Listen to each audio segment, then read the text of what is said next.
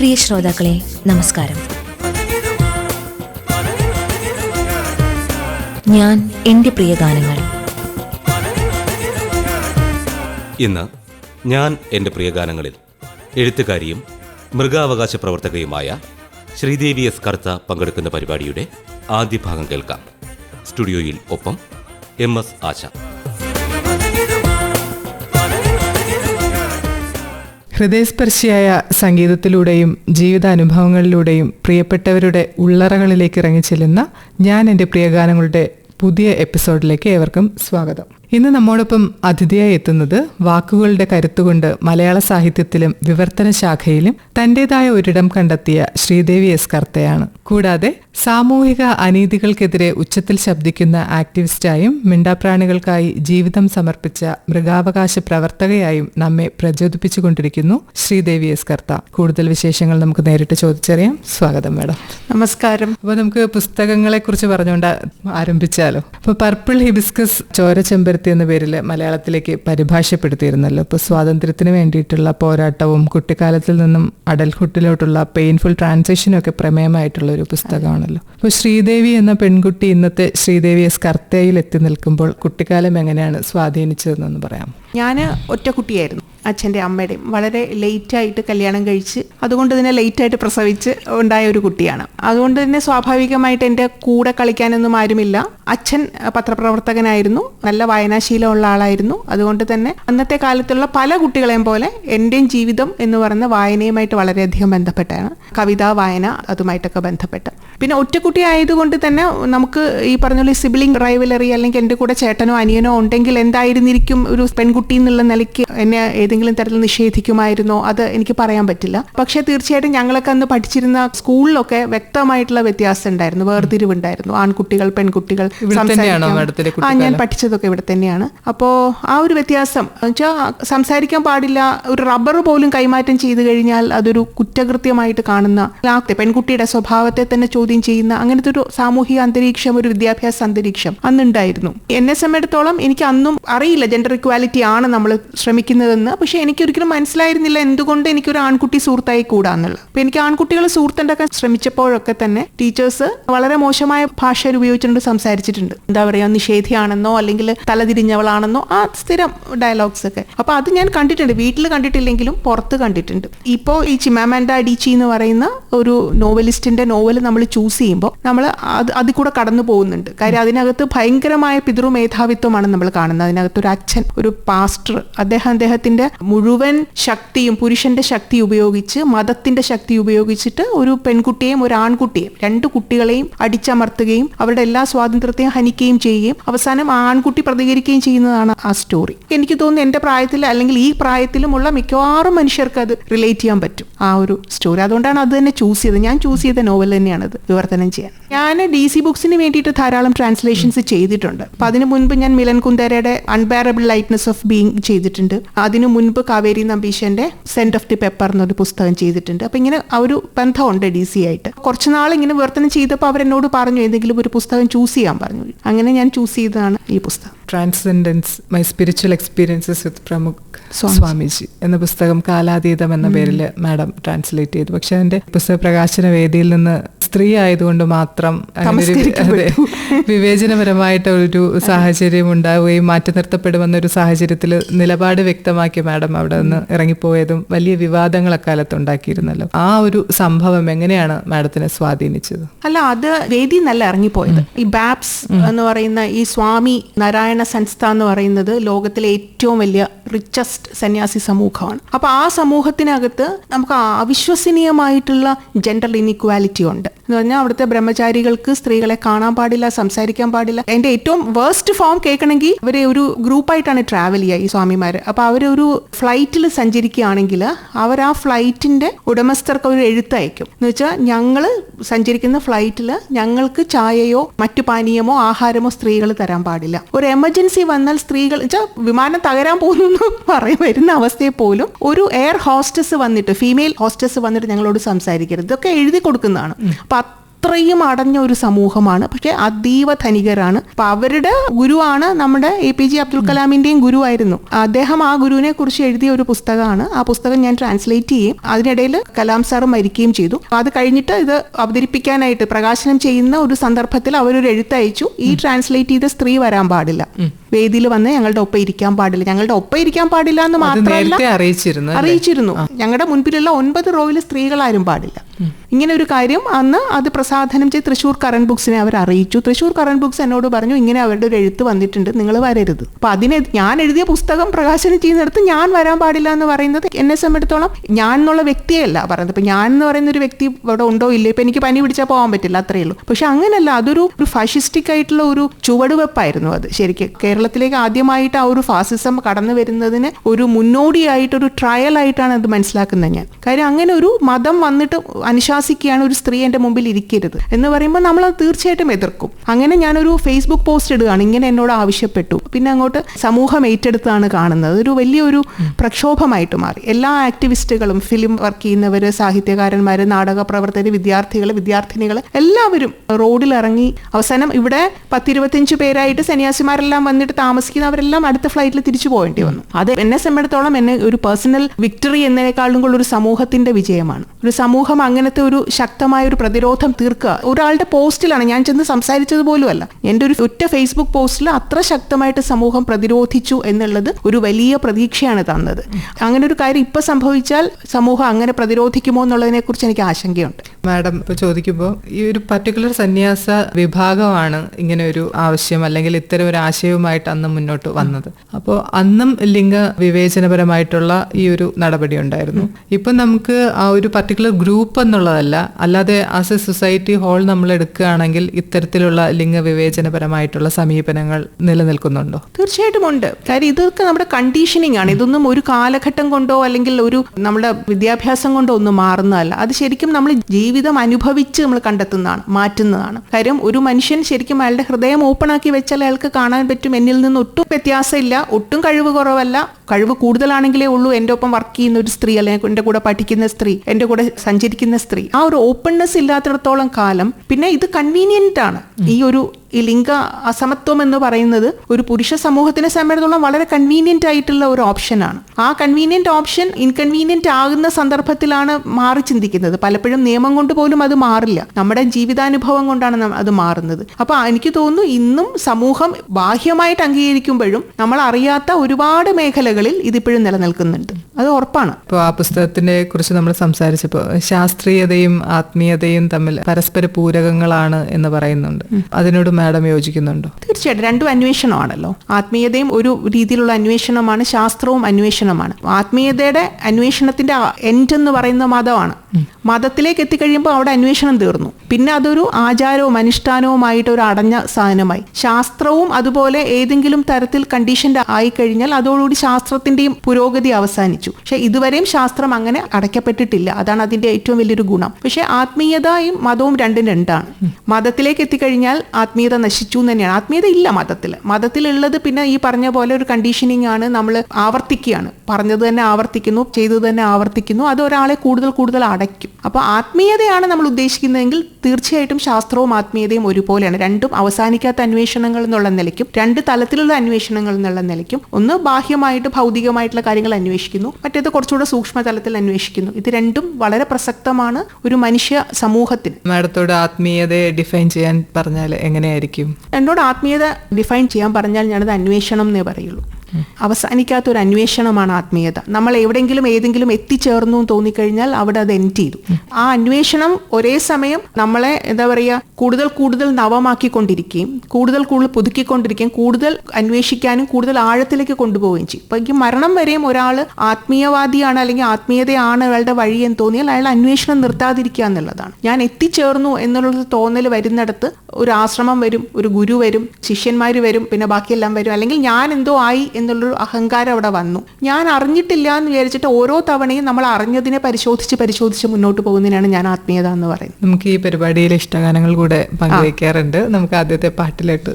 ഞാനൊക്കെ 1970s 80s ചെറുപ്പമായിരുന്നതാണ്. അപ്പൊ എനിക്ക് തോന്നുന്നു ആ കാലഘട്ടത്തിലുള്ള ആൾക്കാരെല്ലാം ഏകദേശം ആ കാലഘട്ടത്തിലെ പാട്ടുകൾ തന്നെയായിരിക്കും ചൂസ് ചെയ്യുന്നത്. അപ്പൊ ഞാനിവിടെ ആദ്യം ചൂസ് ചെയ്യുന്നത് മൗനമേ നിറയും മൗനമേ എന്നുള്ള പാട്ടാണ്. എല്ലാവർക്കും പ്രിയപ്പെട്ട പാട്ടായിരിക്കും അത്. തകരാന്നുള്ള ചിത്രത്തിൽ പൂവച്ചൽ ഖാദറിന്റെ രചനയിൽ, സംഗീതം MG രാധാകൃഷ്ണൻ, പാടിയത് ജാനകി. ഈ പാട്ടില് എനിക്ക് വളരെ യുണീക്കായിട്ട് തോന്നിയ ഒരു ലൈനുണ്ട്, കുളിരായി നിറമായി ഒഴുകും ദുഃഖം. അപ്പൊ ദുഃഖത്തെ നമ്മൾ ഒരിക്കലും കുളിരായിട്ടോ നിറമായിട്ടോ കാണത്തില്ല, അല്ല, എപ്പോഴും ഒരു ഇരുട്ടാണ് നമ്മളെ അല്ലെങ്കിൽ ഒരു മുഷിഞ്ഞ നിറമാണ് ദുഃഖത്തിന് എപ്പോഴും. അത് ഒട്ടുമല്ല, ഒരു താപമാണ്. അപ്പൊ ഇതിനൊരു ടോട്ടലി ഡിഫറെന്റ് ആയിട്ടുള്ള ഒരു ആസ്പെക്ട്. പിന്നെ ഈ പാട്ടില് വിഷ്വലൈസേഷൻ, ആ സിനിമ കണ്ടവർക്കറിയാം, വളരെ വിജനമായിട്ടുള്ള, വളരെ ഏൻഷ്യന്റ് ആയിട്ടുള്ള കുറെ പാറക്കെട്ടുകളുടെ ഇടയിൽ വലിയ സുന്ദരിയൊന്നും അല്ലാത്തൊരു നായിക, നമ്മുടെയൊക്കെ പോലെ ശരാശരി ഒരു നായിക അവളുടെ ജീവിതത്തിലെ ഒരു വൈകാരിക അഭാവത്തെ ആദ്യമായിട്ട് ഫേസ് ചെയ്യാണ്. അപ്പോൾ മൗനത്തെ എങ്ങനെ വാക്കുകൾക്കകത്ത് കൊണ്ടുവരാം എന്നുള്ളതിന്റെ ഒരു സുന്ദരമായ ഉദാഹരണം, ആഴമുള്ള ഉദാഹരണമാണ് ഈ പാട്ട്. നമുക്ക് കേട്ടിട്ട് തിരിച്ചു വരാം. മിലൻ കുന്ദേരയുടെ അൺബെയറബിൾ ലൈക്ക്നെസ് ഓഫ് ബീയിങ് എന്ന പുസ്തകം ഉയരടയാളങ്ങൾ എന്ന പേരിൽ മലയാളത്തിലോട്ട് പരിഭാഷപ്പെടുത്തിയിട്ടുണ്ട്. അപ്പൊ അതിലും യഥാർത്ഥ വ്യക്തിത്വവും മറ്റുള്ളവരുടെ കാഴ്ചപ്പാടിലുള്ള വ്യക്തിത്വവും തമ്മിലുള്ള ഒരു സംഘർഷമാണല്ലോ. അപ്പോൾ നമ്മൾ എങ്ങനെ ആയിരിക്കുന്നു, അല്ലെങ്കിൽ മറ്റുള്ളവർ നമ്മളെ എങ്ങനെ കാണണം എന്നൊക്കെ ഉള്ളൊരു കോൺഫ്ലിക്റ്റ് സാധാരണഗതിയിലുള്ള എല്ലാ മനുഷ്യനും കടന്നു പോകുന്ന ഒരു അവസ്ഥയാണല്ലോ. യഥാർത്ഥ വ്യക്തിത്വത്തിൽ ജീവിക്കാനുള്ള ധൈര്യം എല്ലാ മനുഷ്യർക്കും ഉണ്ടാകുന്ന കാലം വിദൂരമാണ്. അത്രയും ഓപ്പൺനെസ് ഒരു സൊസൈറ്റിയിൽ നിന്ന് പ്രതീക്ഷിക്കാൻ ഭയങ്കര ബുദ്ധിമുട്ടാണ്. ആസ് ലോങ് ആസ് ഒരു സോഷ്യൽ സ്ട്രക്ചർ എന്ന് പറയുമ്പോൾ അതിനകത്ത് എപ്പോഴും ഒരു ഫ്രെയിം വർക്ക് ഉണ്ട്. ആ ഫ്രെയിം വർക്ക് പലതുമായിട്ട് ബന്ധപ്പെട്ടാണ് ഇരിക്കുന്നത്. കാര്യം എന്ന് വെച്ചാൽ സുരക്ഷ, എനിക്ക് ഇഷ്ടമുള്ള പോലെ ഞാൻ ജീവിക്കാം എന്ന് പറഞ്ഞാൽ അതൊരു അപകടകരമായിട്ടുള്ളൊരു അവസ്ഥയിലേക്കും പോവാം എന്നുള്ളതാണ്. ഇപ്പം ഒരു ക്രിമിനൽ ആണ് എൻ്റെ ഉള്ളിലെങ്കിൽ എൻ്റെ ഇഷ്ടം പോലെ എനിക്ക് ജീവിക്കാൻ സാധിക്കില്ല. പക്ഷെ ഞാനത് എൻ്റെ ഒരു വ്യക്തി സ്വാതന്ത്ര്യം എന്നുള്ള നിലയിൽ അതൊരു അടിച്ചമർത്തൽ ഞാൻ അനുഭവിക്കുകയും ചെയ്യും. പക്ഷെ ഒരു സൊസൈറ്റിയിൽ ആ ഒരു ഓപ്പൺനെസ് ഒരു പരിധി കഴിഞ്ഞ് ഒരിക്കലും എസ്റ്റാബ്ലിഷ്ഡ് ആവില്ല. കാര്യം അതിനകത്ത് വലിയ തോതിലുള്ള പ്രശ്നങ്ങൾ വരുമെന്നുള്ളത് കൊണ്ട്. പക്ഷെ ഒരു വ്യക്തിക്ക് തന്റെ സ്വാതന്ത്ര്യം എവിടം വരെ ആകാമെന്ന് തീരുമാനിക്കാം. അങ്ങനത്തെ ഒരു സൊസൈറ്റിയിൽ തീർച്ചയായിട്ടും ഒരു വലിയ പരിധി വരെ ഞാൻ എന്തായിരിക്കുന്നു അതിനെ ആസ്വദിക്കാനും അതിനെ ആവിഷ്കരിക്കാനും എനിക്ക് സാധിക്കും. പക്ഷെ എപ്പോഴും നമ്മൾ സ്വാതന്ത്ര്യം എന്ന് പറയുന്നത് മറ്റൊരാൾക്ക് ദ്രോഹം ആവാത്ത അവസ്ഥയും കൂടി അതും കൂടി കൺസിഡർ ചെയ്യുമ്പോഴാണ് നമ്മൾ സ്വാതന്ത്ര്യം എന്ന് പറയുന്നത്. ഞാനിപ്പോൾ ഇവിടെ ഇരിക്കുന്നു, എന്റെ എല്ലാ വൈകാരിക വിക്ഷോഭങ്ങളും ഞാൻ അഴിച്ചു വിടുകയാണെങ്കിൽ ഒരു പക്ഷെ ആശയ്ക്ക് അതൊരു അപകടകരമായ അവസ്ഥയാവുമെങ്കിൽ അത് നമ്മൾ സ്വാതന്ത്ര്യം എന്ന് വിളിക്കാൻ പറ്റില്ല. അപ്പൊ ഞാൻ പറയുന്നത് ഓരോരുത്തരും അവനവന്റെ മുകളിൽ മറ്റൊരാളോടുള്ള കെയർ കൊണ്ട്, മറ്റൊരാളോടുള്ള കരുണ കൊണ്ട് അവനവന്റെ മുകളിൽ ഒരു സെൻസർ ചെയ്തുകൊണ്ട് തന്നെ ഒരു സമൂഹത്തിൽ ഓപ്പൺ ആയിട്ട് നിലനിൽക്കാൻ പറ്റുമെങ്കിൽ അതൊരു ഐഡിയൽ ആയിട്ടുള്ള സമൂഹമായിരിക്കും. പക്ഷെ നമ്മളെല്ലാ ആൾക്കാരും മാഡം പറഞ്ഞ പോലെ വ്യക്തി സ്വാതന്ത്ര്യം എന്ന് പറയുന്ന, അല്ലെങ്കിൽ നമ്മുടെ ബേസിക് ആയിട്ടുള്ള നീഡ്സ് പോലും മറ്റൊരാളുടെ അപ്രൂവലിന് വേണ്ടിയിട്ടോ അല്ലെങ്കിൽ അക്സെപ്റ്റൻസിന് വേണ്ടിയിട്ടോ ഒക്കെ മാറ്റിവെക്കുന്ന ഒരു അവസ്ഥയുണ്ടല്ലോ, പ്രത്യേകിച്ച് സ്ത്രീകളെ സംബന്ധിച്ചിടത്തോളം ഒക്കെ. അപ്പം അവിടെ ബെയർലി മിനിമം ആയിട്ട് പോലും നമുക്ക് നമ്മളായിട്ട് നിലനിൽക്കാൻ പറ്റാത്ത അവസ്ഥകൾ ഉണ്ടല്ലോ. അപ്പൊ നമ്മളതിന്റെ ഒരു വയലൻസിലോട്ടോ അല്ലെങ്കിൽ ഒരു എക്സ്ട്രീമിലോട്ട് പോകണ്ട, ഒരു ആരോഗ്യപരമായിട്ടുള്ള ഒരു ഹെൽത്തി ലിമിറ്റിൽ പോലും ഒരു മനുഷ്യനെ അവനവനായിട്ട് എക്സ്പ്രസ് ചെയ്യാൻ പറ്റാത്ത ഒരു അവസ്ഥ ഇന്നത്തെ സമൂഹത്തിൽ കാണുന്നുണ്ട്. അങ്ങനെ ഒരു അവസ്ഥ നമ്മൾ തിരിച്ചറിയുകയാണെങ്കിൽ അങ്ങനത്തെ ഒരു അവസ്ഥ നിൽക്കരുതെന്ന് ഞാൻ പറയുള്ളൂ. ഒരു വ്യക്തി, അത് പുരുഷനോ സ്ത്രീയോ ആയിക്കോട്ടെ, അവനവന് ഒരു ബെയർ മിനിമം സ്വാതന്ത്ര്യം പോലും അല്ലെങ്കിൽ അവനവന്റെ ഒരു ബെയർ മിനിമം ആവിഷ്കാരം പോലും അതിനുള്ള ഒരു പ്ലാറ്റ്ഫോം പോലും ഇല്ലാത്ത ഒരു ബന്ധമോ ഒരു സമൂഹമോ ഒരു വീടോ അല്ലെങ്കിൽ ഒരു കുടുംബാന്തരീക്ഷമോ ഒരു ഔദ്യോഗിക അന്തരീക്ഷമോ എന്താണെങ്കിലും അത് ഒരാൾ സഹിക്കേണ്ട ആവശ്യമില്ല എന്നുള്ളതാണ്. നമ്മുടെ എല്ലാ തരത്തിലുള്ള യാത്രകളെയും അത് മുടക്കും എന്ന് പറഞ്ഞാൽ നമ്മുടെ ആന്തരികമായിട്ടുള്ള യാത്ര, ബാഹ്യമായിട്ടുള്ളതും നമ്മുടെ അന്വേഷണത്തെയും നമ്മുടെ കണ്ടെത്തലുകളെയും എല്ലാത്തിനെയും അത് വല്ലാത്ത രീതിയിൽ മലിനപ്പെടുത്താൻ സാധ്യതയുണ്ട്. അങ്ങനത്തെ ഒരു അന്തരീക്ഷം അത് ഒരു മനുഷ്യനെ ഡിസേർവ് ചെയ്യുന്നില്ല. സോ ഐ തിങ്ക് അങ്ങനെ ഒരാൾ തിരിച്ചറിയുന്ന മൊമെന്റിൽ അയാൾ എന്ത് വില കൊടുത്തും അതിൽ നിന്ന് പുറത്ത് കിടക്കുക എന്നുള്ളതാണ്. അതിനകത്ത് പലപ്പോഴും സ്ത്രീകൾ കുട്ടികളുടെ കാര്യം പറഞ്ഞിട്ട് എൻ്റെ കുട്ടിക്ക് ഒരു കുടുംബാന്തരീക്ഷം നഷ്ടപ്പെടും. പലപ്പോഴും ഇത്തരം കുടുംബാന്തരീക്ഷം കുട്ടിക്ക് വലിയ തോതിലുള്ള ദോഷമാണ് ചെയ്യുക. അപ്പൊ നമ്മൾ ചുറ്റുപാടത്തും ഒരുപാട് ഇൻഡിപെൻഡന്റ് ആയിട്ടുള്ള സ്ത്രീകൾ കുട്ടികളുമായിട്ട് പുറത്തു വരികയും കുട്ടികൾ വളരെ ഓപ്പൺ ആയിട്ടും വളരെ കൂടുതൽ ബുദ്ധിശാലികളായിട്ടും കൂടുതൽ ജീവിതത്തെ കൈകാര്യം ചെയ്യാൻ അറിയുന്നവരായിട്ടും മാറുന്നതാണ് നമ്മൾ കാണുന്നത്. അപ്പൊ നമ്മൾ നമ്മുടെ സ്വത്വത്തെ ചോദ്യം ചെയ്യുന്ന ഒരു അന്തരീക്ഷം അത് എവിടെയാണെങ്കിലും അത് അലവ് ചെയ്യേണ്ട ആവശ്യമില്ല എന്നാണ്. വിവർത്തന കൃതികൾക്കൊപ്പം തന്നെ ശ്രദ്ധിക്കപ്പെട്ട മൗലികമായ കൃതി കൃതികളും ഉണ്ടല്ലോ. എങ്ങനെയാണ് കവിതാരചന എന്നുള്ള ഒരു പ്രോസസ്സ് മാഡത്തിനെ സംബന്ധിച്ചിടത്തോളം നടക്കുന്നത്? ഞാൻ കവിത എഴുതിയില്ലെങ്കിൽ എനിക്ക് മുന്നോട്ട് ജീവിക്കാൻ പറ്റില്ല എന്നുള്ള ആളൊന്നുമല്ല. ഞാൻ കവിത എഴുതി കളയാം എന്ന് വിചാരിച്ച് എഴുതുന്ന ആളാണ്. അങ്ങനെ എഴുതണം എന്ന് വിചാരിക്കുമ്പോൾ എഴുതാൻ പറ്റുമോ എന്ന് ചോദിച്ചാൽ എനിക്ക് എന്തോ ഈശ്വരാനുഗ്രഹത്തിലോ പ്രകൃതിയുടെ അനുഗ്രഹത്താലോ എനിക്ക് എഴുതാൻ പറ്റുന്നുണ്ട്. നാളെ ഒരു കവിത എഴുതണം എന്ന് വിചാരിച്ചിട്ട് എനിക്കൊരു കവിത വരും. ഞാൻ ഏറ്റവും അധികം ഡിറ്റാച്ച്ഡ് ആയിരിക്കുന്നതും കവിതയോടാണ്. ഞാൻ എഴുതി കഴിഞ്ഞ കവിത ഞാൻ എവിടെയും പ്രസിദ്ധീകരിക്കാൻ അയച്ചിട്ടില്ല. ഞാൻ ഒരു ആനുകാലികളിലും പ്രസിദ്ധീകരിക്കാത്തൊരു വ്യക്തിയാണ്. ഒരിക്കലും ഞാൻ ഒരു കടലാസ് എടുത്ത് എൻ്റെ കവിത പ്രസിദ്ധീകരിക്കണം അതിൻ്റെ അഹങ്കാരം കൊണ്ടല്ല. കാര്യം ഞാൻ എഴുതി കഴിഞ്ഞ് കഴിയുമ്പോൾ എനിക്ക് അതിനോട് ഡിറ്റാച്ച്ഡ് ആവുന്നതുകൊണ്ട് പിന്നീട് അത് വായിക്കുക എന്നുള്ള പ്രോസസ്സ് പോലും ഞാൻ ചെയ്യാറില്ല. എൻ്റെ കൂടെ അടുത്തുള്ള ഫ്രണ്ട്സൊക്കെ വായിക്കും, എൻ്റെ ഹസ്ബൻഡ് വായിക്കും, കഴിഞ്ഞു അതവിടെ. പിന്നെ അത് കുറച്ച് കൂടുതലാവുമ്പോഴത്തേക്ക് നമ്മൾ പുസ്തകമാക്കിയിട്ടുണ്ട്. ഇപ്പം 2 പുസ്തകമായിട്ടുണ്ട്. ഇപ്പം 3ാമത്തെ പുസ്തകം വരും. അപ്പോൾ കവിത എന്നെ സംബന്ധിച്ചിടത്തോളം എൻ്റെ ഒപ്പം സഞ്ചരിക്കുന്ന, എൻ്റെ ഒപ്പം ജീവിക്കുന്ന ഒന്നിനെ പോലെയാണ്. അതവിടെ ഉണ്ട്. അതിനെ എപ്പം വേണമെങ്കിലും നമുക്ക് ആക്സസ് ചെയ്യാം, എപ്പം വേണമെങ്കിലും ആക്സസ് ചെയ്യാതെയും ഇരിക്കാം. അതാണ് എൻ്റെ ഒരു ശീലം. അതൊരു സെൽഫ് എക്സ്പ്രഷൻ ആണോ? നമുക്ക് എക്സ്പ്രസ് ചെയ്യാൻ വല്ലാതെ വെമ്പിട്ട് ചെയ്യണതല്ല, പക്ഷെ എന്ത് എക്സ്പ്രസ് ചെയ്യുമ്പോഴും അതിലൊരു സെൽഫ് ഉണ്ടല്ലോ. ഇപ്പം ഞാൻ എൻ്റെ ചുറ്റുവട്ടത്തുള്ള എല്ലാ ജീവജാലങ്ങളും ഞാനും എല്ലാം കൂടെ ചേർന്നാണ് എൻ്റെ കവിത ഇരിക്കുന്നത്. അപ്പം ഞാൻ 2 ലൈൻ എഴുതിയാലും അതിനകത്ത് ഇവരെല്ലാവരും വരും. അപ്പം ആ തരത്തിൽ ഞാൻ എൻ്റെ എല്ലാ അനുഭവങ്ങളും, ദൃശ്യം മാത്രമല്ല കേൾക്കുന്നതും മനസ്സിലാക്കിയതും കാണുന്നതും എല്ലാ അനുഭവങ്ങളും ചേരും അതിനകത്ത്. അപ്പം ആ തരത്തിൽ അത് സെൽഫ് എക്സ്പ്രഷൻ മാത്രമല്ല, ഞാൻ കാണുന്നതും കേൾക്കുന്നതും ഞാൻ എന്തൊക്കെ സ്പർശിക്കുന്നു അതെല്ലാം അതിനകത്തുണ്ട്. അപ്പം അതിൽ നിന്ന് എനിക്ക് മാറി നിന്നിട്ട് എഴുതാൻ പറ്റില്ല. വിരൂപി മാഡത്തിന്റെ പുസ്തകമാണല്ലോ. ലോകത്തിന്റെ വിവിധ ഭാഗങ്ങളിൽ നിന്നുള്ള ഇരുണ്ട പ്രമേയം പശ്ചാത്തലമാക്കിയിട്ടുള്ള നാടോടി കഥകളുടെ സമാഹാരം. എന്തുകൊണ്ടാണ് അങ്ങനെ ഒരു വ്യത്യസ്തമായ? ഞാൻ മനഃപൂർവ്വം ഞാൻ ഈ ജീവിതത്തിന്റെ ഡാർക്കർ സൈഡിനോട് ഭയങ്കര താല്പര്യമുള്ള ആളാണ്. എന്ന് പറഞ്ഞാൽ എല്ലാം ബ്രൈറ്റ് ആൻഡ് ബ്യൂട്ടിഫുൾ അല്ല. അപ്പോൾ ഞാൻ ഇങ്ങനെ വായിച്ചു വന്നപ്പോൾ 1-2 കഥകൾ ഞാനിങ്ങനെ കെയിം അക്രോസ്. അപ്പം ഞാൻ പെട്ടെന്ന് സ്റ്റണ്ടായി പോയി. കാര്യം അതിനകത്ത് നമ്മൾ ഈ കേൾക്കുന്ന ഫെയറി ടെയിൽസിലെ പോലെ ഒരു ഹാപ്പി എൻഡിങ് എന്ന് മാത്രമല്ല, ടെറിബിൾ എൻഡിങ് ആണ് പലതും. നമുക്ക് താങ്ങാൻ പറ്റാത്ത ചില തിരിവുകളും പിരിവുകളും ഒക്കെ ഉള്ള. അപ്പോൾ ഇത്തരം കഥകൾ എവിടെ ഉണ്ടെന്ന് ഞാൻ അന്വേഷിച്ചു. ഇങ്ങനത്തെ കഥകൾ എന്നെ അത് ഷോക്ക് ചെയ്തു. കാര്യം നമുക്ക് ശരിക്കും വല്ലാതെ നമ്മളെ വളരെ കാലം ഹോണ്ട് ചെയ്യുന്ന പോലത്തെ കഥകൾ. അത് പ്രേത കഥകളും അല്ല. എവറിഡേ ലൈഫിൽ മനുഷ്യർ അങ്ങോട്ടും ഇങ്ങോട്ടും ഇടപഴകുമ്പോൾ ചില സമയത്ത് ഉണ്ടാകുന്ന മനുഷ്യനല്ലാതെ ആയി പോകുന്ന അവസരങ്ങളുണ്ട്. മനുഷ്യനല്ല, ദേവനും അല്ല, പിശാചും അല്ല, അതൊരു അവസ്ഥയിൽ, ഒരു കോംപ്ലക്സ് ആയിട്ടുള്ള ഒരു അവസ്ഥയിൽ മനുഷ്യൻ ചെയ്തു പോകുന്ന കാര്യങ്ങളെ ഫോക്ലോറായിട്ട് അവതരിപ്പിച്ചതാണ് ലോകത്ത് പല ഭാഗങ്ങളിൽ. അപ്പോൾ ഞാൻ ആ ഇരുണ്ട കഥകൾ, അത്തരത്തിലുള്ള കഥകളുടെ വലിയ തോതിലുള്ള ഒരു കളക്ഷൻ ഞാൻ കണ്ടെത്തി. പല സ്ഥലങ്ങളിൽ പല കഥകൾ വായിച്ച് അതിനകത്തൊക്കെ എല്ലാം കൂടി എടുത്തിട്ട് ആണ് ഞാൻ വിരൂപി ചെയ്തത്. അതിനെ എങ്ങനെയായിരുന്നു അനുവാചകരുടെ? വളരെ കുറച്ച് ആൾക്കാരെ പുസ്തകം വായിച്ചിട്ടുള്ളൂ. ഇപ്പം അവൈലബിൾ ആണോ എന്നുള്ളത് എനിക്ക് അറിഞ്ഞൂടാ. വളരെ കുറച്ച് പേരെ. വായിച്ച ആൾക്കാർ എന്നോട് തിരിച്ച് ഫീഡ്ബാക്ക് വളരെ ഞങ്ങൾക്കിത് ഉറങ്ങാൻ പോലും പറ്റിയില്ല പുസ്തകം വായിച്ചിട്ടെന്ന് പറഞ്ഞവരുണ്ട് ഒരുപാട് പേര്. കാര്യം ഞാനും ഉറങ്ങിയിട്ടില്ല. ചില കഥകൾ വായിച്ച് നമ്മൾ വല്ലാതെ ഹോണ്ടഡ് ആവും. അപ്പൊ ആ തരത്തിലുള്ള കഥകൾ അന്ന് അത് വലിയ തോതിൽ ചെലവായി പോയിട്ടില്ല. കാര്യം ഫോക്ലോർ എപ്പോഴും നമ്മളെ സന്തോഷിപ്പിക്കുകയും സമാശ്വസിപ്പിക്കുകയും ഒക്കെ ചെയ്യണമല്ലോ. നമ്മളെ ഹാപ്പി എൻഡിങ് ആണ് ശീലം മനുഷ്യർക്ക്. ഫെയറി ടെയിൽസിലാണ് ശീലം. ഫോക്ക് ടെയിൽസിനകത്തെ ഇരുണ്ട ഭാഗങ്ങൾ അത്രയും ആൾക്കാരെ അട്രാക്ട് ചെയ്തില്ല എന്ന് തോന്നുന്നു. അത് ഒറ്റ എഡിഷനേ വന്നിട്ടുള്ളൂ. മാഡം ജർമ്മൻ പഠിച്ചിട്ടുണ്ടല്ലേ? അയ്യോ, എന്തായിരുന്നു അതിന്റെ പ്രചോദനം? അതിന്റെ പ്രചോദനം എന്ന് പറഞ്ഞാൽ നമ്മൾ ഗുന്തഗ്രാസ് ഒക്കെ വായിച്ച് ആ കാലഘട്ടം ടിൻഡ്രം ഒക്കെ വായിക്കുന്ന സമയം അതൊന്ന്. രണ്ടാമത് ഞാൻ യൂണിവേഴ്സിറ്റി കോളേജിലാണ് പഠിച്ചിരുന്നത്. അപ്പൊ MA കഴിഞ്ഞിട്ട് പിന്നെ പണിയൊന്നുമില്ല.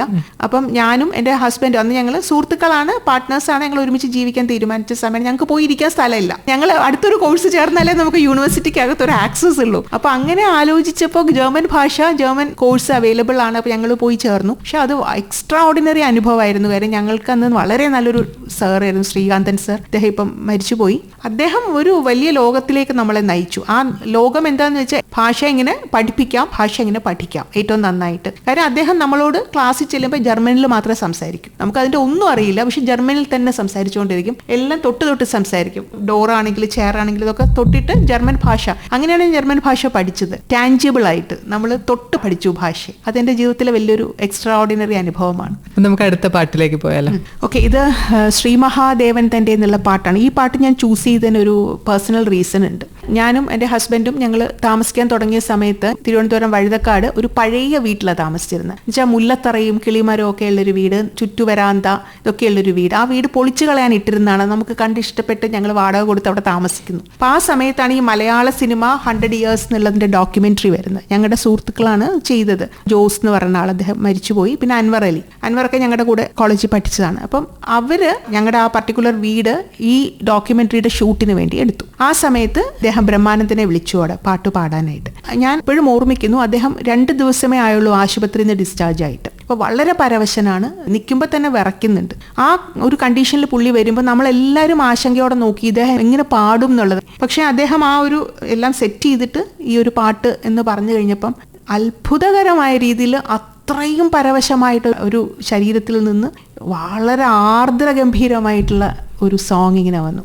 ശരിക്കും ഒരു പുരുഷ ശബ്ദം നേർത്ത പട്ടിഴയുന്ന പോലെ നമ്മുടെ ശരീരത്തിൽ വീഴുന്ന ഞാൻ ആദ്യമായിട്ടാണ്. സ്ത്രീ ശബ്ദം അങ്ങനെ ഉണ്ട്, സ്ത്രീ ശബ്ദം വളരെ സോഫ്റ്റ് ആയിട്ട് നമ്മളെ സ്പർശിക്കും. പുരുഷ ശബ്ദം ഞാൻ ഞെട്ടിപ്പോയി. കാരണം അത്രയ്ക്കും ആഴത്തിൽ നിന്ന് എവിടെ നിന്ന് വരുന്നു ഈ മനുഷ്യൻ ഈ ശബ്ദം. നമ്മൾ സത്യം പറഞ്ഞാൽ എനിക്ക് ബാക്കി ഏത് ഗായകരെക്കാളും എനിക്ക് പണ്ടും വളരെ ഇഷ്ടമുള്ള ആളാണ് ബ്രഹ്മാനന്ദൻ. അപ്പൊ ഈ പാട്ട് നിർമാല്യം എന്നുള്ള ചിത്രം കവിയായ ഇടശ്ശേരി ഗോവിന്ദൻ നായരുടെ രചനയിൽ കെ രാഘവൻ മാഷിന്റെ സംഗീതത്തില് KP ബ്രഹ്മാനന്ദനും പത്മിനി വാര്യരും കൂടി ചേർന്ന് പാടിയതാണ്. നമുക്ക് കേൾക്കാം. ഇപ്പോൾ കേരളത്തിലെ ആദ്യത്തെ മലയാളം പോർട്ടലായിട്ടുള്ള വെബ് ലോകത്തിന്റെ ആദ്യത്തെ വനിതാ ഓൺലൈൻ പത്രപ്രവർത്തകയാണ് മാഡം. എങ്ങനെയായിരുന്നു ആ ഒരു കാലത്തെ അനുഭവങ്ങൾ? അന്ന് ഇവിടെ ആദ്യമായിട്ടാണ് ഇങ്ങനെ ഒരു ഇന്റർനെറ്റ് പോർട്ടൽ, ഒരു മാസിക ഇറങ്ങുക. ഇപ്പൊ നമുക്ക് ഇഷ്ടം പോലെയാണ് ഓൺലൈൻ ചാനൽസും എല്ലാം. ഫസ്റ്റ് ടൈമാണ്. അപ്പൊ നമുക്ക് എല്ലാവർക്കും അതൊരു പുതിയ എക്സ്പീരിയൻസ് ആയിരുന്നു. അപ്പൊ മാതൃഭൂമിയിൽ നിന്ന് റിട്ടയർ ചെയ്ത ശശിമോഹൻ സാറായിരുന്നു എൻ്റെ എഡിറ്റർ. അപ്പൊ അദ്ദേഹം ഇന്റർവ്യൂ ചെയ്തപ്പോൾ അദ്ദേഹം ചോദിച്ചത് ടൈപ്പ് ചെയ്യാൻ അറിയാമോ, കമ്പ്യൂട്ടറിൽ അറിയാം, ഓക്കെ, എഴുതിയ സാധനങ്ങളൊക്കെ കണ്ടു, ഇഷ്ടമായി. അങ്ങനെയാണ് നമ്മൾ സ്റ്റാർട്ട് ചെയ്യുന്നത്. അപ്പൊ ആദ്യത്തെ പത്രപ്രവർത്തകയാണ് ഞാൻ അതിൽ. പക്ഷെ അതിനകത്ത് ഞാൻ പഠിച്ച ഒരു പാഠം വെച്ചാൽ നമ്മൾ സാധാരണ പത്രങ്ങളിൽ എഴുതുമ്പോഴോ അല്ലെങ്കിൽ നമ്മൾ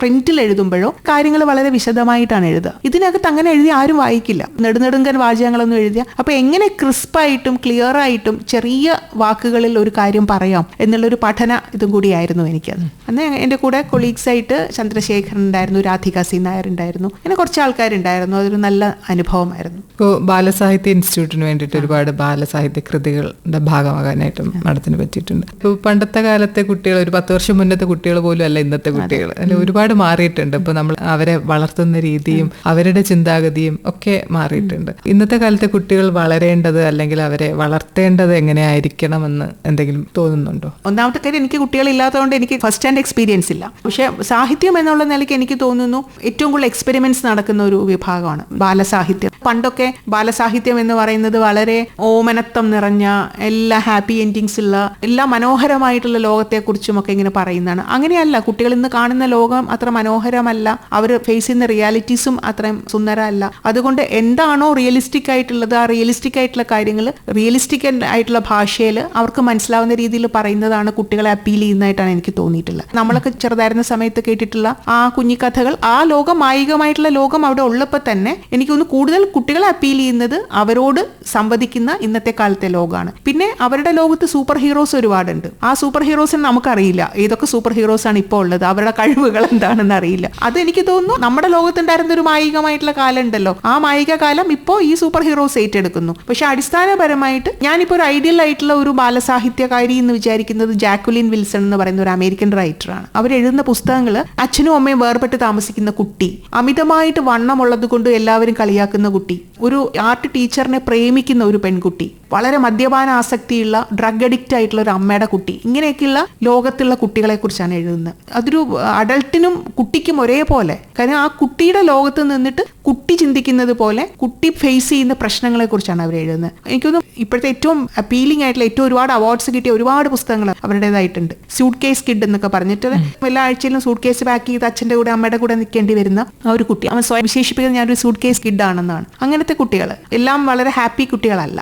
അത് ബാലസാഹിത്യത്തിൽ വളരെ പ്രധാനമാണ് തോന്നുന്നു. ഇപ്പോൾ സ്ത്രീപക്ഷ നിലപാടുകളും പ്രകൃതിയുമായിട്ടുള്ള ആത്മബന്ധവും പ്രമേയമായിട്ടുള്ള കവിതകളാണല്ലോ മാഡം കൂടുതലായിട്ട്. പ്രകൃതിയാണോ കവിതകളിലോട്ട് അടുപ്പിക്കുന്നത്, അതേ കവിതകളാണോ മാഡത്തിനെ കൂടുതൽ പ്രകൃതിയുമായിട്ട് ചേർത്ത് നിർത്തുന്നത്? രണ്ടും രണ്ടല്ല. എന്നെ സംബന്ധിച്ചിടത്തോളം ഞാൻ എഴുതുന്ന കവിതകളിൽ തീർച്ചയായിട്ടും എനിക്ക് സ്ത്രീയുടെ ശരീരം ഉള്ളതുകൊണ്ട് സ്ത്രീയുടെ അനുഭവങ്ങൾ എൻ്റെ എഴുത്തിൽ വരും. പക്ഷേ ഞാൻ അതിനെ ഓവർകം ചെയ്യാനാണ് ശ്രമിക്കുക. ഞാൻ എന്നെ സ്ത്രീയായിട്ടല്ല കാണുന്നത്. ഞാൻ സത്യം പറഞ്ഞ് എന്നെ കാണുന്നൊരു മൃഗമായിട്ടാണ്. ഈ പ്രകൃതിയിലുള്ള ഒരു മറ്റു മൃഗങ്ങളെ പോലെ ഒരു മൃഗമാണ്. അപ്പോൾ അതുകൊണ്ട് എൻ്റെ ചുറ്റുവട്ടത്തുള്ള പ്രകൃതി എനിക്ക് വളരെ വളരെ സജീവമായിട്ടുള്ളൊരു പ്രകൃതിയാണ്. ഞാൻ വളരെ ഇടപെടുന്ന പ്രകൃതിയാണ്. പ്രകൃതി എനിക്ക് കാഴ്ച മാത്രമല്ല. അപ്പൊ അതുകൊണ്ട് ഞാൻ എഴുതുമ്പോൾ തീർച്ചയായിട്ടും പ്രകൃതി അതിനകത്ത് വരും. ഞാൻ കവിത പ്രകൃതിയെക്കുറിച്ചല്ല, പ്രകൃതിയെക്കുറിച്ച് എഴുതണം എന്ന് ഞാൻ വിചാരിക്കുന്നുമില്ല. എഴുതി വരുമ്പോൾ പ്രകൃതിയിൽ നിന്ന് മാറി നിന്ന് എഴുതാൻ പറ്റില്ല. അപ്പോൾ അടുത്ത പാട്ടിലോട്ട് പോയാൽ ഏത് പാട്ടായിരിക്കും? ഞാൻ വിജനസുരഭി വാടികയിൽ എന്നുള്ള പാട്ടാണ് ഇപ്പൊ ചൂസ് ചെയ്തിരിക്കുന്നത്. അത് ബാച്ചിലർ പാർട്ടി എന്നുള്ള ചിത്രത്തില് രാഹുൽ രാജിന്റെ സംഗീത സംവിധാനം, രചന നമുക്കെല്ലാം പ്രിയപ്പെട്ട റഫീഖ് അഹമ്മദ്, പാടിയത് രമ്യ നമ്പീശൻ, കലാമണ്ഡലം കോലത്തുപള്ളി, KM ഉദയൻ എന്നുള്ളവരാണ്. ഇത്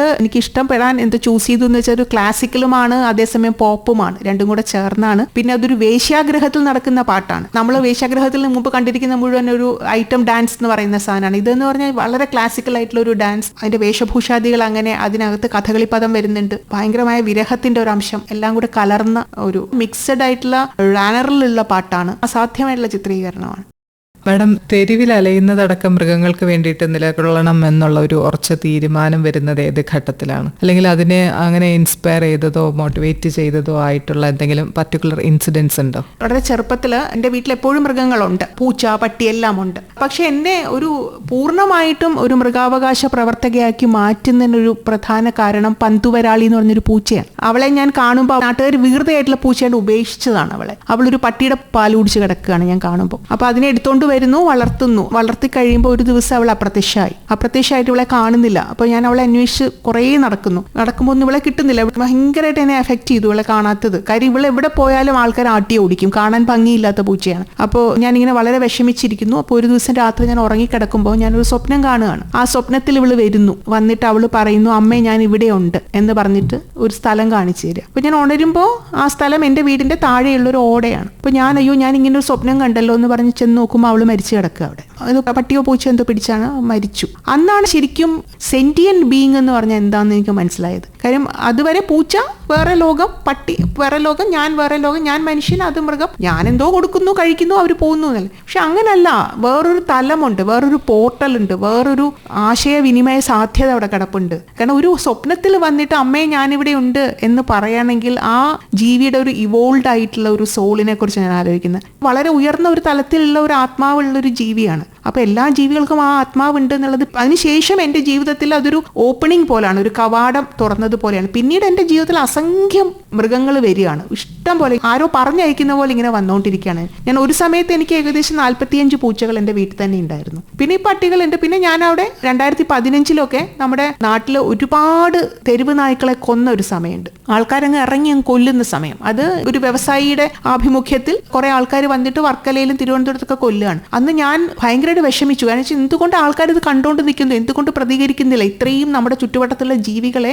കഴുത്തിൽ കയറും ഞെക്കി കൊല്ലുന്ന പബ്ലിക് ഡിസ്പ്ലേ നടത്തുമ്പോൾ എന്തുകൊണ്ട് ആരും അറിയുന്നില്ല, അന്വേഷിക്കുന്നില്ല എന്ന് വിചാരിച്ചിട്ട് ഞാൻ അന്വേഷണം നടത്തി. ഏതെങ്കിലും NGOs ഉണ്ടോ? അങ്ങനെയാണ് ഞാൻ മനേകാ ഗാന്ധിയുടെ ഒരു സംഘടനയുണ്ട്, പീപ്പിൾ ഫോർ ആനിമൽസ്. അപ്പം ഞാൻ അവരുമായിട്ട് കോൺടാക്ട് ചെയ്തു. ഞാൻ അവിടെ ജോയിൻ ചെയ്തു, അവിടെ പ്രവർത്തിക്കാൻ തുടങ്ങി. ഇപ്പോൾ കഴിഞ്ഞ 10-12 വർഷമായിട്ട് ഞാൻ അതിൽ തന്നെ പ്രവർത്തിക്കുകയാണ്. എൻ്റെ ട്രസ്റ്റിയാണ് ഞാൻ. അതിനുശേഷം ഞാൻ കാണുന്ന ഈ ലോകം എന്ന് പറയുന്ന മൃഗങ്ങളുടെ വൻതോതിലുള്ള, എന്ന് വെച്ചാൽ നമ്മൾ ഒരു കാലത്ത് അടിമ മനുഷ്യരെ എങ്ങനെ ട്രീറ്റ് ചെയ്തിരുന്നു അതേപോലെയാണ് മൃഗങ്ങളെ നമ്മളിപ്പോൾ ട്രീറ്റ് ചെയ്യുന്നത്. അവർക്ക് വികാരങ്ങളില്ല, കുടുംബ ബന്ധങ്ങളില്ല, അവർക്ക് ചിന്താശക്തിയില്ല എന്നൊക്കെ വിചാരിച്ചിട്ട് അവരെയൊക്കെ നമ്മൾ വളരെ നികൃഷ്ടരായിട്ടും നമ്മളെക്കാൾ വളരെ ഇൻഫീരിയർ ബീയിങ്സ് ആയിട്ടുമാണ് കാണുന്നത്. പക്ഷെ once we get to know them നമുക്ക് മനസ്സിലാവുന്ന കാര്യം ഇമോഷണൽ ഇന്റലിജൻസ് എന്ന് പറഞ്ഞാൽ എനിക്കുള്ളത് തന്നെയാണ്. എനിക്ക് എത്ര EQ ഉണ്ടോ അത്രയും EQ ഈ കാണുന്ന ഒരു ചെറിയ കുരുവിക്ക് പോലുമുണ്ട്. എല്ലാ ജീവജാലങ്ങൾക്കും ഉണ്ട്. അവർക്ക് കുടുംബ ബന്ധങ്ങളുണ്ട്, അവർക്ക് ആലോചനയുണ്ട്, അവർക്ക് വ്യക്തിബന്ധങ്ങൾ, അവരുടെ കെയർ, അവരുടെ നമ്മളെക്കുറിച്ചുള്ള ആശങ്ക, ഇതെല്ലാം നമ്മുടെ വീട്ടിലൊരു കുടുംബാംഗം എങ്ങനെയുണ്ടോ അതുപോലെ തന്നെയാണ്. അത് സ്ട്രീറ്റിലെ ഡോഗ്സ് ആണെങ്കിലും അകത്തെ ഡോഗ്സ് ആണെങ്കിലും. അപ്പോൾ ആൾക്കാർ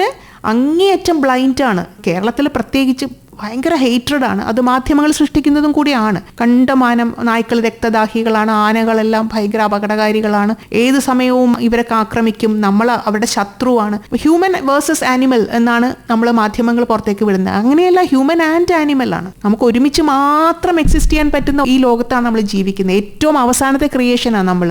അവരാണ് ആദ്യം വന്നത്. അപ്പോൾ നമ്മൾ അവരുടെ ലോകത്ത് കടന്നു കയറി, അവരുടെ സ്ഥലത്ത് കടന്നു കയറി, അവരുടെ വീടുകളിൽ കടന്നു കയറി, കാടുകളിൽ കടന്നു കയറി നമ്മൾ ഒരു അധിനിവേശ ശക്തിയാണ്, ഗംഭീരന്മാരാണെന്ന് നമ്മൾ അവകാശപ്പെടുകയാണ് നമ്മുടെ വിദ്യാഭ്യാസം കൊണ്ടും സാമൂഹികത കൊണ്ടും. അല്ല, നമ്മൾ വളരെ വളരെ നികൃഷ്ടമായിട്ടുള്ള ഒരു ജനതയും ഒരു കുലവുമാണ്. അത് തിരിച്ചറിഞ്ഞ് ഇന്ന് നമുക്ക് സമമായിട്ട് ഇവരെയൊക്കെ കാണാൻ സാധിക്കും. ഇപ്പൊ പറഞ്ഞില്ലേ, സ്ത്രീ പുരുഷ സമത്വം, സ്ത്രീയും പുരുഷനും തമ്മിലുള്ള സമത്വത്തെ, സ്ത്രീയെ നമ്മുടെ ഒപ്പാണ് കാണേണ്ടത് എന്നുള്ളത് ഒരു പരിഷ്കൃത സമൂഹത്തിന്റെ സ്വഭാവം പോലെ മൃഗവും നമ്മളും ഒരേപോലെയുള്ള രണ്ട് ജീവന്മാരാണ്, രണ്ട് രൂപത്തിലിരിക്കുന്നു എന്ന് മാത്രമേ ഉള്ളൂ എന്നൊരു തിരിച്ചറിവ് വരുന്ന ഒരു കാലം വരുന്നതാണ് എൻ്റെ പ്രതീക്ഷ. ഇപ്പോൾ മലയാളികൾക്ക് മാഡം പറഞ്ഞ പറഞ്ഞ പോലെ ആനിമൽസിനോടുള്ള ഒരു മനോഭാവം മാറണമെങ്കിൽ അത് ഏത് രീതിയിലായിരിക്കും മാറ്റം വരാനുള്ളത്? കൂടുതലായിട്ടും നമ്മൾ ആനിമൽസുമായിട്ട് ഇടപെട്ടത് കൊണ്ടാണോ, അല്ലെങ്കിൽ നമ്മുടെ വീടുകളിൽ ആനിമൽസ് ഭാഗമായിട്ട് ജീവിക്കാൻ തുടങ്ങിയാൽ ഒക്കെ മാറ്റം വരുമെന്ന് വിചാരിക്കുന്നു? ഒരു വലിയ പരിധി വരെ. കാര്യം പലർക്കും ഇത് ഇവര് ഇടപെട്ടിട്ടില്ല, ഈ ജീവികളെ ഇടപെട്ടിട്ടില്ല. ഒരു ജീവിക്കും ഒരു നേരത്തെ ഭക്ഷണം കൊടുക്കുകയോ അല്ലെങ്കിൽ അവർക്കൊരു ചികിത്സ കൊടുക്കുകയോ അവരെ കാണുമ്പോൾ കരുണയോടെ തലോടുകയോ ഒന്നും നമ്മൾ ചെയ്തിട്ടില്ല.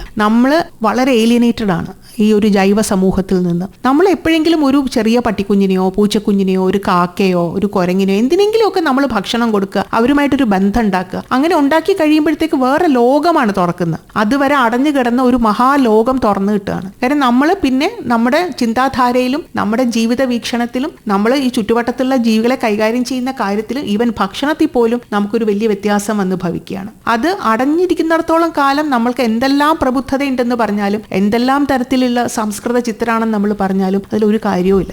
കാര്യം ഞാൻ പറയട്ടെ, ഇപ്പൊ ഞാൻ ജനിച്ചത് നായരായിട്ടാണെന്ന് ഇരിക്കട്ടെ, ഞാൻ പറയണം ഈ ലോകത്തിലെ നായന്മാരെല്ലാം എനിക്ക് ഭയങ്കര ഇഷ്ടമാണ് എന്ന് പറഞ്ഞാൽ അത് എത്ര അടഞ്ഞ ഒരു സ്റ്റേറ്റ്മെന്റ് ആണ് അല്ലേ?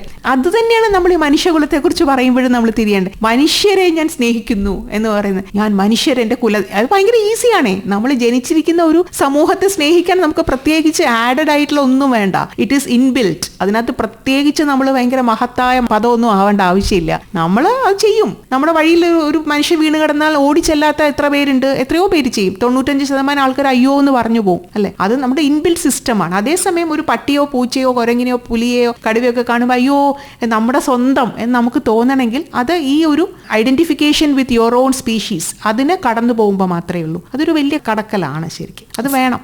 സാധാരണ മനുഷ്യന്റെ ജീവിത വൃത്തിയിൽ ഇത്തരം പരിഗണനകളൊന്നും കടന്നു വരുന്നില്ല.